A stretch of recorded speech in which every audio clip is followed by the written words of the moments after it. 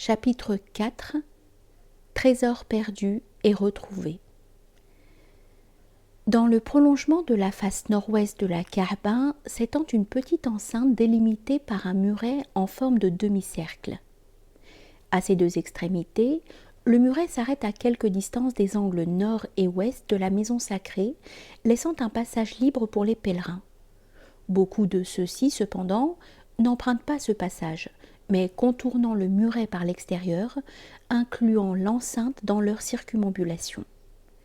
L'espace ainsi circonscrit s'appelle Hijr, Ismaël, car les tombes d'Ismaël et d'Hajar se trouvent sous les dalles qui pavent le sol. Abd el-Muttalib aimait tellement se tenir auprès de la Kaaba qu'il faisait parfois étendre sa couche dans le Hijr. Une nuit, alors qu'il dormait à cet endroit, une silhouette fantomatique lui apparut en songe et lui dit « Déterre la douce clarté ». « Qu'est-ce que la douce clarté ?» demanda-t-il. Mais son interlocuteur disparut. Il n'en ressentit pas moins en se réveillant une telle impression de bonheur et de paix qu'il décida de passer la nuit suivante au même endroit. Le visiteur revint et lui dit « Déterre la grande bonté ». Mais à nouveau, sa question ne reçut aucune réponse. La troisième nuit, il entendit « Déterre le précieux trésor ».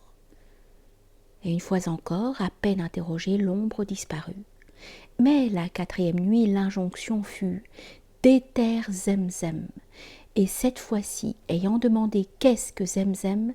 il reçut cette réponse « Déterre-la, tu ne le regretteras pas, car elle est pour toi l'héritage de ton plus illustre aïeul. Jamais elle ne tarira ni ne manquera d'étancher la soif des pèlerins innombrables. » Puis il lui fut dit de chercher un endroit où il trouverait du sang et de la fiente, une fourmilière et des corbeaux en train de becqueter. Finalement, il lui fit enjoint de prier pour obtenir une eau claire, vive et abondante qui abreuverait les pèlerins durant tout leur pèlerinage. Au point du jour, Abd el-Muttalib se leva et sortit du Hijr par le coin nord de la maison sacrée, nommé l'angle irakien. Puis il longea le mur nord-est à l'extrémité duquel s'ouvre la porte de la Kaaba. Après l'avoir dépassé, il s'arrêta quelques pas plus loin à l'angle oriental, où il baisa avec vénération la pierre noire.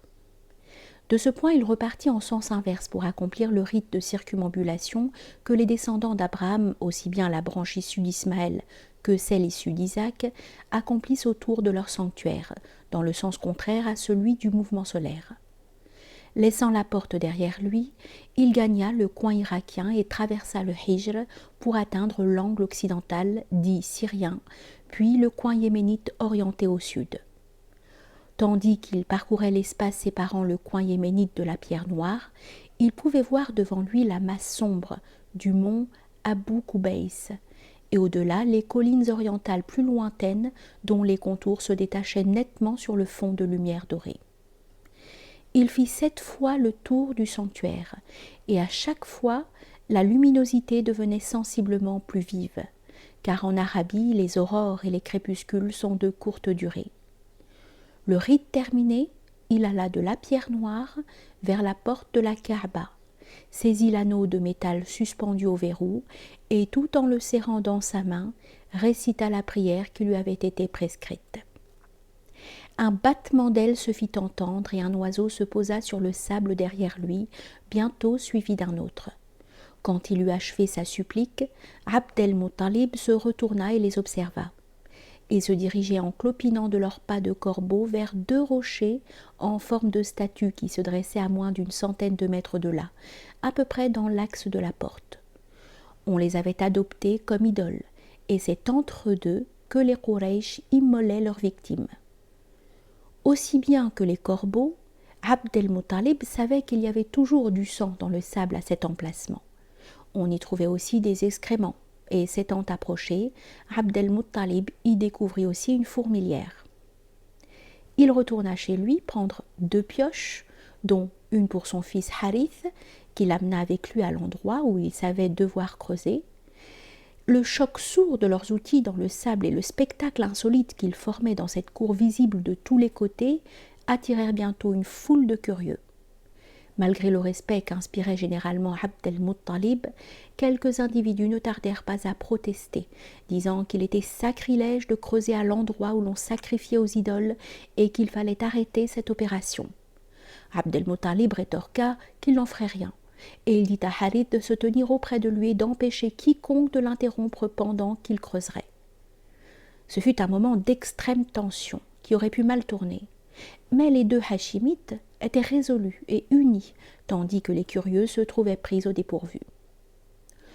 Au reste, ces idoles, Isaf et Naïla, n'occupaient pas un rang très élevé dans la hiérarchie des idoles mécoises, et certains prétendaient même qu'il s'agissait d'un homme et d'une femme jurhumites changés en pierre pour avoir profané la Kaaba.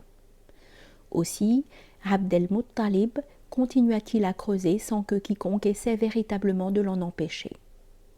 Quelques personnes étaient déjà en train de s'éloigner du sanctuaire lorsque soudain la pioche heurta la pierre qui couvrait le puits et Abd el-Muttalib poussa un cri de louange à Dieu. La foule se reforma et se mit à grossir, et lorsque fut mis au jour le trésor que Jurhum avait enfoui, chacun prétendit en avoir sa part. Pour pouvoir déterminer la part qui resterait au sanctuaire, celle qui lui reviendrait personnellement et celle qui serait partagée entre les membres de la tribu, Abd el-Muttalib admit que chaque pièce ferait l'objet d'un tirage au sort. Telle était la procédure devenue officielle pour le règlement des cas litigieux, et pour ce faire, on avait recours aux flèches divinatoires tirées à l'intérieur de la Kaaba devant l'idole moabite de Hubal. En l'occurrence, une partie du trésor revint à la Kaaba et une autre à Abd el-Muttalib, mais l'ensemble des Quraysh n'en obtint aucune pièce. Il fut aussi convenu que le clan de Hachim aurait la charge du puits de Zemzem, puisque la fonction de donner à boire aux pèlerins lui incombait déjà.